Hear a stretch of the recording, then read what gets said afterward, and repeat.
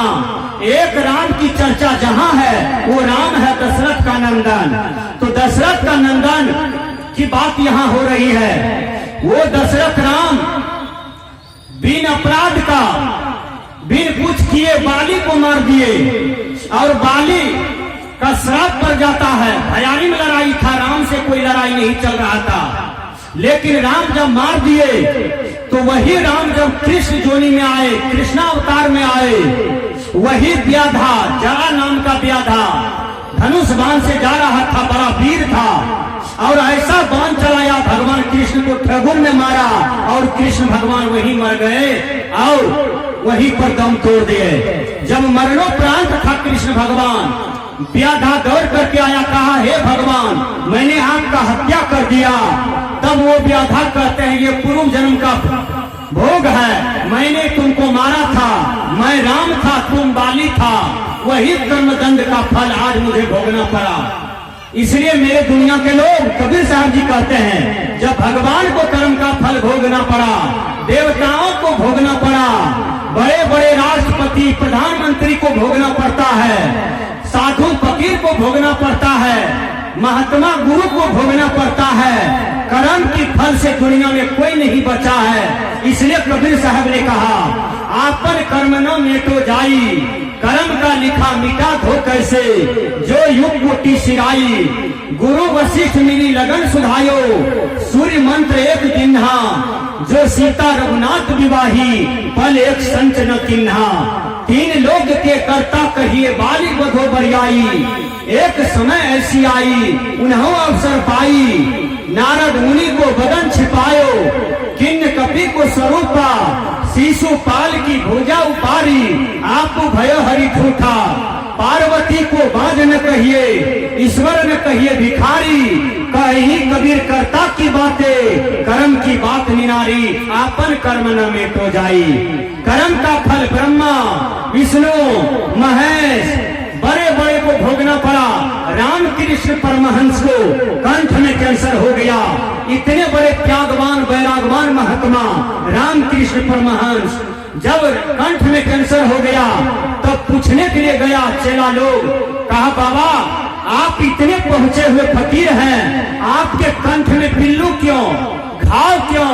कहा यह पूर्व जन्म का दंड है, मैंने एक मुर्गी के घेच काटा था, वही मुर्गी आज कंठ में कैंसर भर करके धरा है और मेरा कंठ को काट लिया। अरे मुर्गी खाने वालों, ऋषिकार पहले कहा था क्या, राम नाम लड्डू गोपाल नाम घी, हरि नाम मिश्री घोर घोर पी। अब कलयुग में क्या कर दिया, राम नाम केक, गोपाल नाम टी, हरि नाम मुर्गी के अंडा फोर फोर पी। वो गधावा को लागने लगता है कि मुर्गी का अंडा में रज है, बीरीज है, उसको कैसे हम खाएं और पिए? विचार कीजिए, उसको हम कैसे खाएं पिए?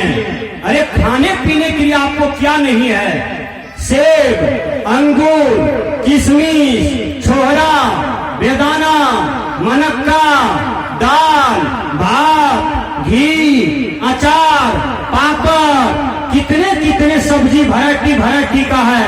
खाइएगा तो भगवान कृष्ण के तरफ खलीफा हो जाइएगा। वो चेंगा माछ पैखाना खाता है, गरे माछ नेटा गीला है, सिंगी माछ आप कफ फेंके हैं मुंह से वो गिर गया है।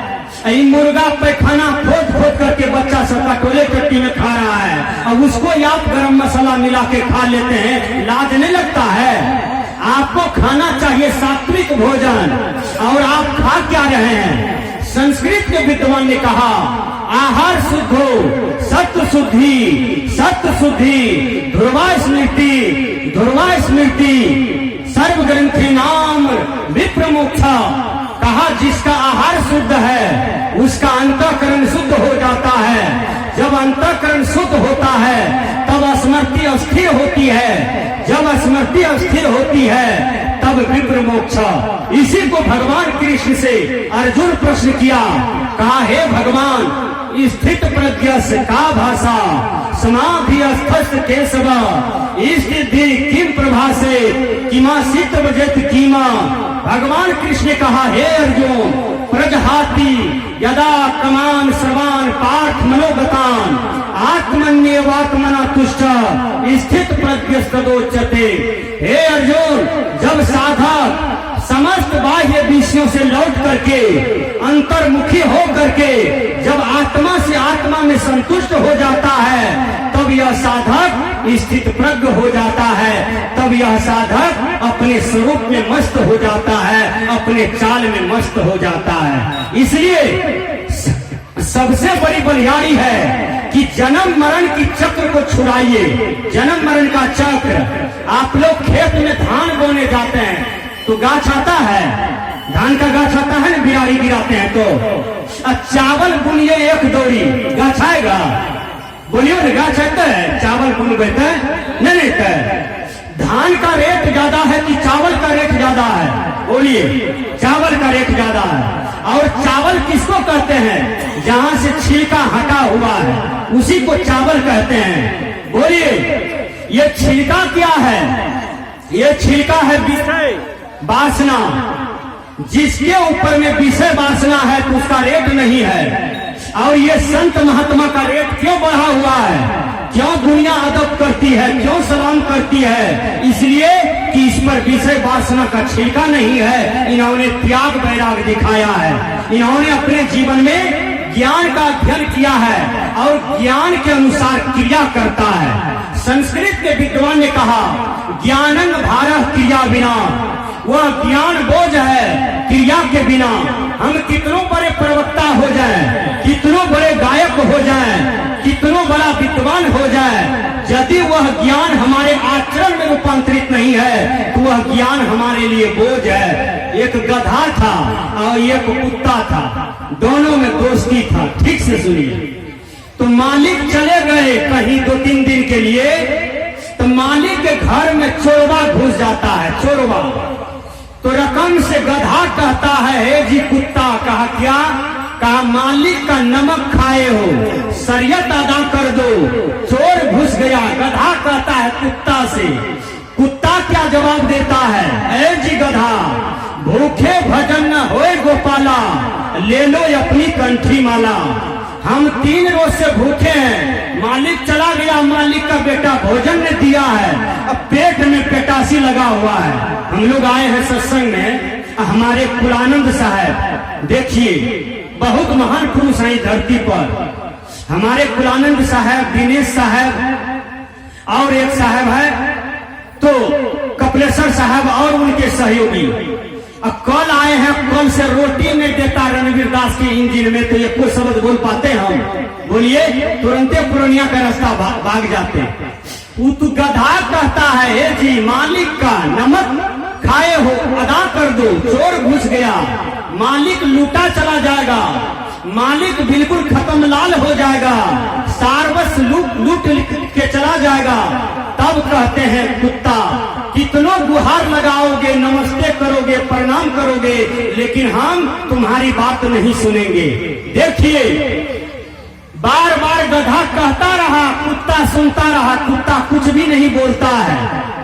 वो 12 बजे रात में कुत्ता के बदले गधे डिकरने लगा। हुक्का गधा डिकरता है। मालिक का बेटा मुंगरा लिया, केवाड़ी खोल करके आया, गधा को 17 पसाठ देते रह गया। का सोने नहीं देता है गधा, हुक्का करता है 1 बजे रात में। देखिए, 17 पसाठ दिया, 17 मुंगरा दिया, गधा तो जमीन में खिसक गया, ऐसे लेट गया, घाम के घमजोर। चला गया मालिक का बेटा सोने के लिए। तो बगले में कुत्ता था, कुत्ता रकम से पूछता है, ए गधा क्या समाचार है? क्या समाचार पूछते हो? 17 पसाठ लगा, तुमने देखा? तब कुत्ता कहता है, आप मेरा वाला जो काम करना शुरू कर दिए इसलिए आपको लगा। तो गृहस्थ को अपनी मर्यादा में रहना चाहिए, विरक्त को अपना मर्यादा में रहना चाहिए। कितनों ज्ञान है वह आचरण में रूपांतरित हो, वह व्यवहार में रूपांतरित हो। कबीर साहब ने कहा, कहंता तो बहुते मिला, गहनता मिला न कोई, सो कहंता वही जान दे जो न गहनता होए। कहता सो करता नहीं, मुख का बड़ा लबार, आखिर धक्का खाएगा साहब के दरबार। एक प्रोफेसर साहब थे और वो चले गए कॉलेज गए, कॉलेज से आ रहे थे तो बीच में नदी थी, उसको जल्दी आना था। प्रोफेसर नाविक से कहते हैं जी कितना टका लेगा तू? कहा 1000 टका लेते हैं तब हम खोलते हैं। कहा लो चलो। जब बीच नदी में आई तब कहते हैं प्रोफेसर ए जी नाविक, कहा क्या? कहा तुम भूगोल जानते हो? कहा नहीं जानते। कहा तुम्हारा 4 ना जीवन चौपट। तब कहते हैं तुम विज्ञान जानते हो? कहा नहीं जानते हैं। कहा 8 ना जीवन चौपट। फिर कहते हैं प्रोफेसर है जी तुम हिंदी जानते हो नाविक? कहा नहीं। कहा तुम्हारा 12 ना जीवन चौपट। तब तक में बीच नदी में नाव चला गया तो उधर से बादल लटक गया, हवा चलने लगा, गर्मी का दिन था। प्रोफेसर को नाविक कहते हैं। प्रोफेसर साहब का क्या? कहा तैरना जानते हैं? कहा नहीं। कहा हम तो 12 ना गोल है, आप 100% गोल हो जाइएगा। कहा क्यों? कहा ये बादल लटक गया। विचार कीजिए। तो कहने से नहीं होता है, करके दिखाइए। जो क्रियावान होते हैं उसी का नाम इतिहास में आता है।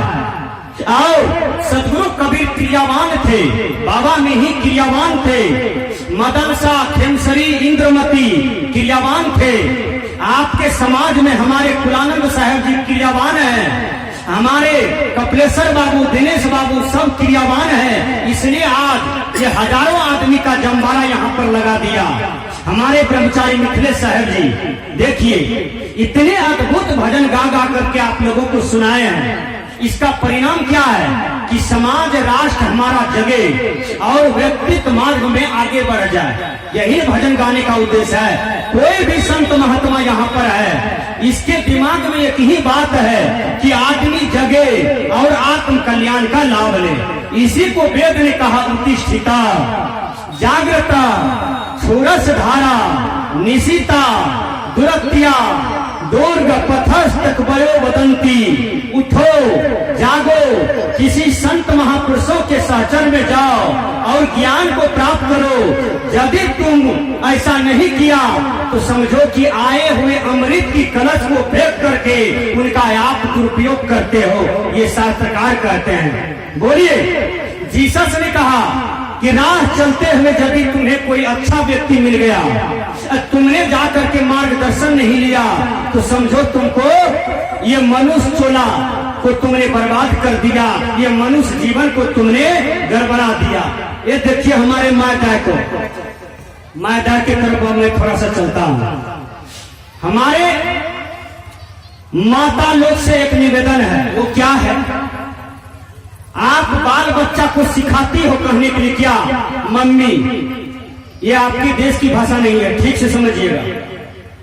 मम्मी आपका देश का भाषा नहीं है, ये विदेश से आया है। इसको सबसे पहले ठीक ठाक कीजिए। माँ, मम्मी के बदले माँ कहना सिखाइए और बाप के बदले में पिताजी कहना सिखाइए, बाबूजी कहना सिखाइए। हिंदी शब्द है। यदि मम्मी को, माँ को मम्मी कहते हैं तो पिता को क्या कहिएगा? मामा। अब पप्पा को पप्पा कहते हैं तो मम्मी को पापी कहिए। ऐ पापी, ऐ पापी, क्योंकि पप्पा का पापियन होगा। इसलिए सुधारिए, विचार कीजिएगा।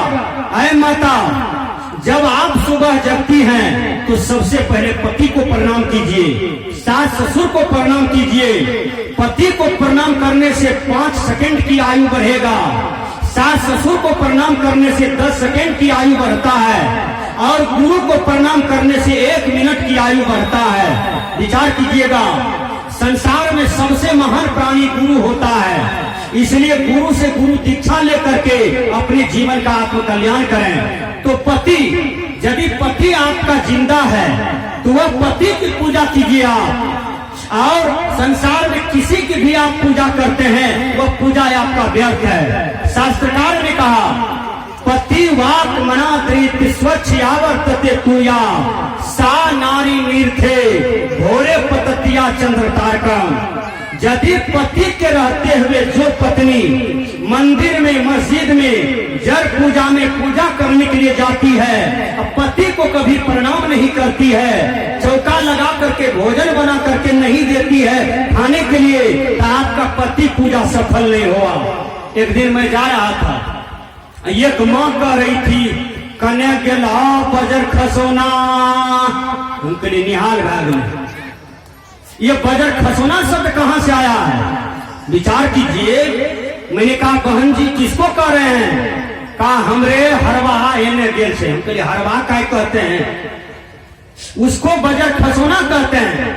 अब कहीं बजर गिर जाए ऊपर से पत्नी के ना कान भरो। विचार करियो, आप क्या बोल रहे हैं अपने पति भगवान को बजर खसोना है, ऐसा ही बोला जाता है। भगवान राम वन में था, लेकिन सीता पहुंच गई लंका, रावण लेके चला गया। सीता को बहुत पटियाने के लिए आया रावण।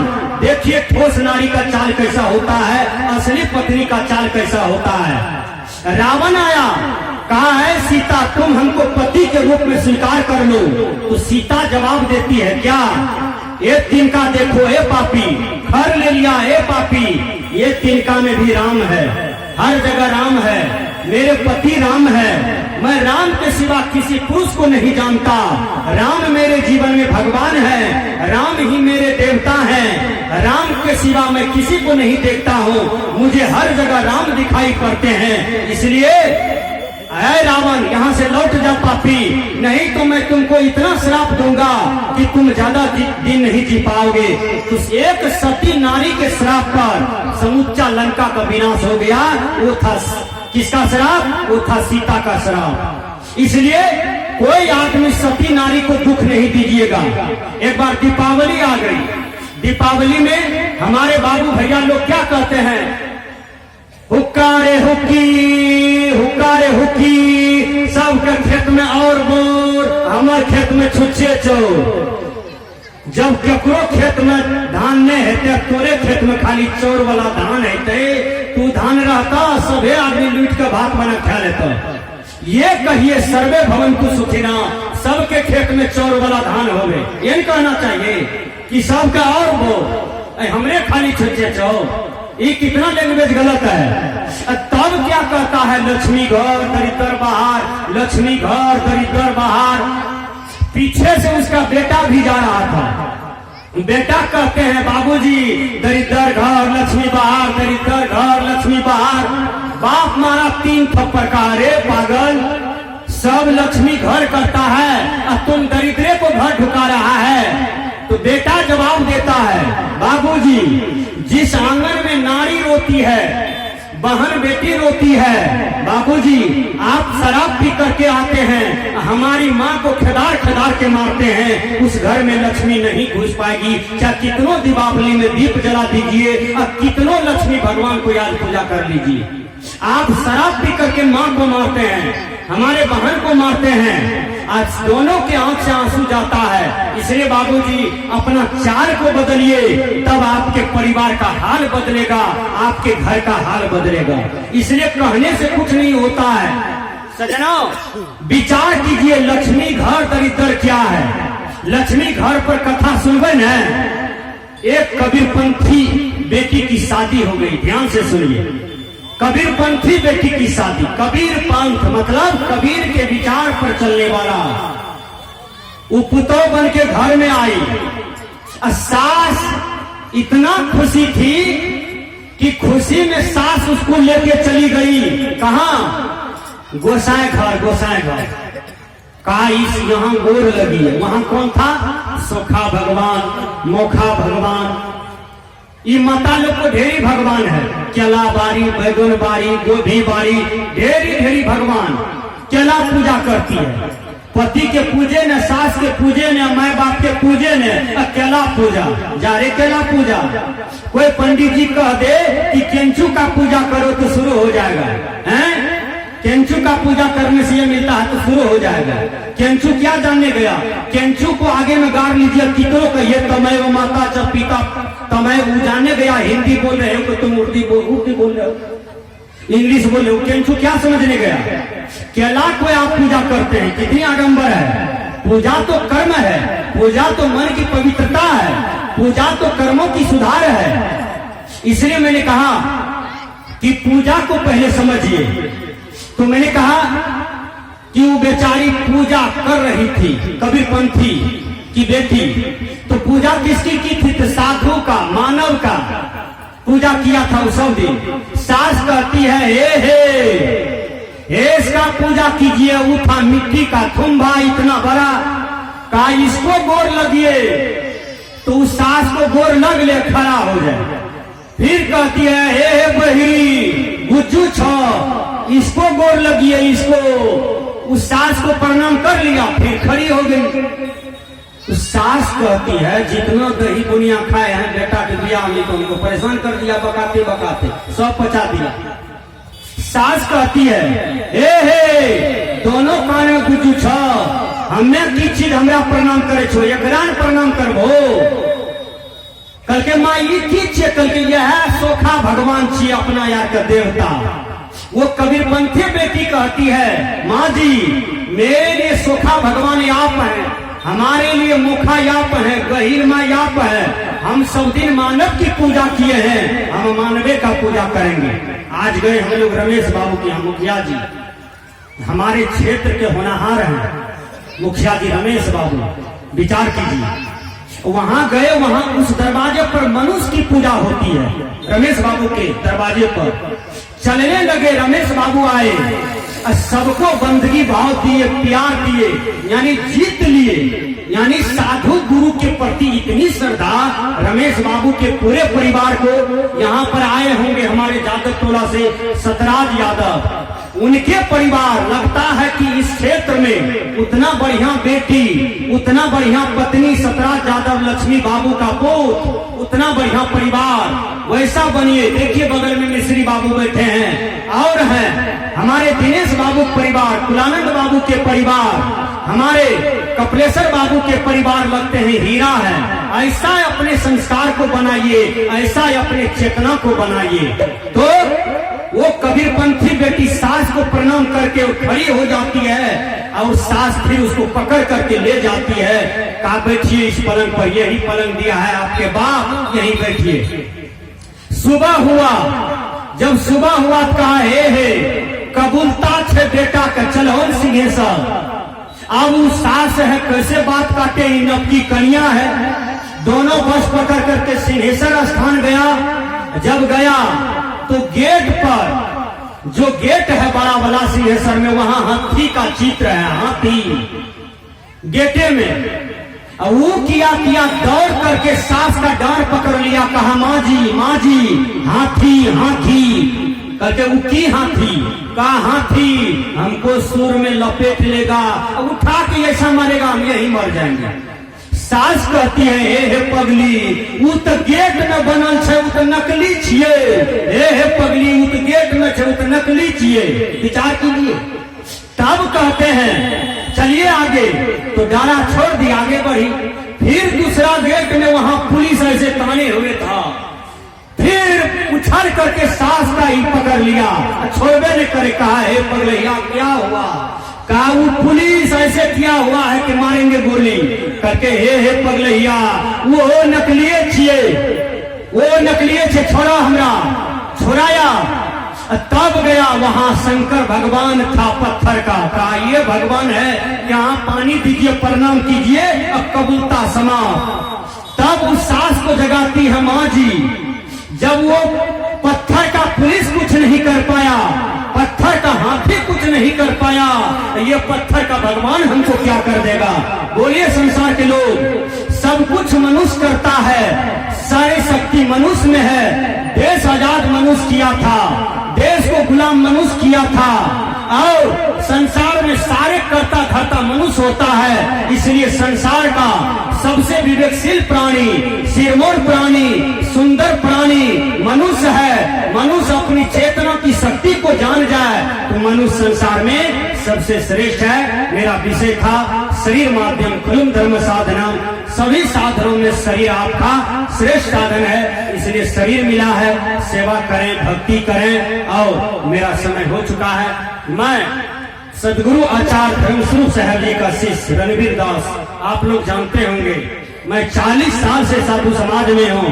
और सदगुरु धर्मस्वरूप साहब जी चले गए संसार से, लेकिन हम लोग को कह करके गए हैं, बेटा मेरे कृपा से इतना ज्ञान है कि जीवन ज्योति केंद्र का एक एक ईंट सजा करके रखना पूर्णिया में। आओ, तुम्हारे गुरु का नाम चंद्रमा में और सूरज में झंडा फहराते रहना, यही गुरु का अंतिम आशीर्वाद है। तो आशीर्वाद दे करके गुरुदेव जी गए हैं। आप लोगों का भी मैं छोटा सा बच्चा हूँ और आपका कुछ काल सेवा किया। और यदि आप अच्छा विचार को लाभ लेना चाहते हैं तो सबके घर में ये टच वाला मोबाइल है, वहाँ रणवीर दास सर्च कीजिए, आपको वहाँ पर मेरा प्रवचन भजन, ढेरी साधु महात्मा का प्रवचन भजन निकलेगा।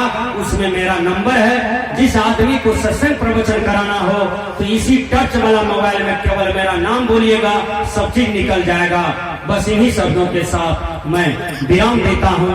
कपिलेश्वर बाबू को धन्यवाद देता हूँ, कुलानंद बाबू को धन्यवाद देता हूँ, दिनेश बाबू को धन्यवाद देता हूँ। तो यहाँ के बैठे हुए जितने भी भगवान भगवती हैं सबको साधुवाद करता हूँ कि आपका जीवन सुखी रहे, शांति में रहे। बस इन्हीं शब्दों के साथ बोलिए सदगुरु देव की जय। हेलो पूजनीय